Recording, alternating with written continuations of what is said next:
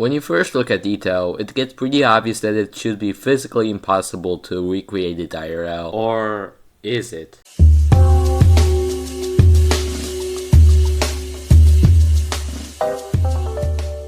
But before we start, I must say something. I am not an expert in physics, I am not an expert in math, so I will most likely make some mistakes. So if you find any, let me know in the comments. Thank you. So let's talk about the flying objects found in every tower. Obviously that breaks Newton's first law. So how can we put a platform and make it not move?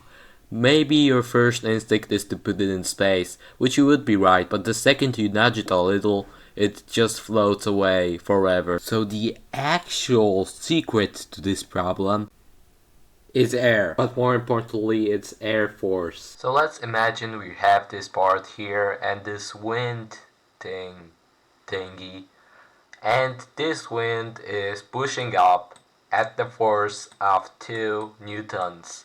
Now this part has a gravitational force of 2 newtons, and they cancel each other out, leaving this part floating.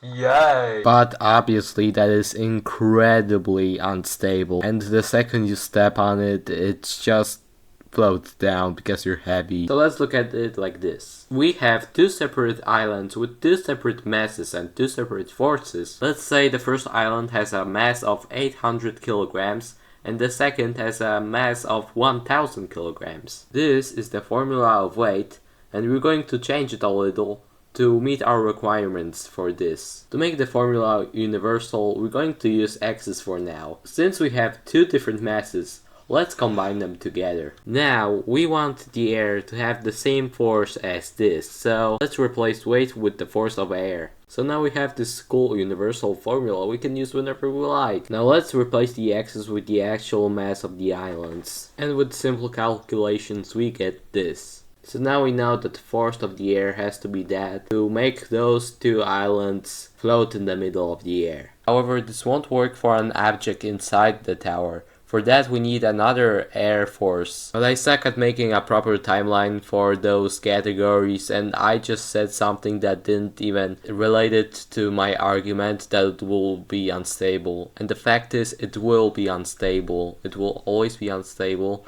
because wind isn't something stable. You know what I mean?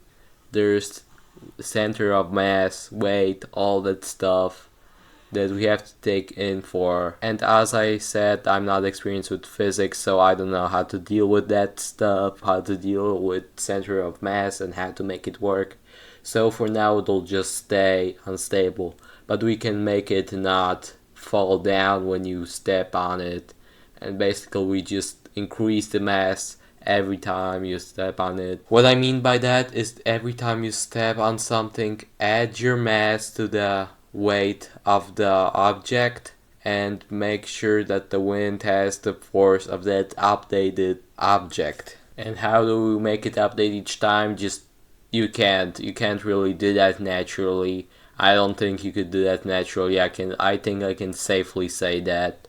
But you could use an automated program that will detect that for you and use a big, very big fan to hold all of the island up. As I said, you need smaller individual wind forces to hold up the platforms inside the tower, so we also have to take in for that. Anyways, that should be about it for today. This is more of a test video, whether I should do a full video making everything and every aspect of EToH physically possible or not.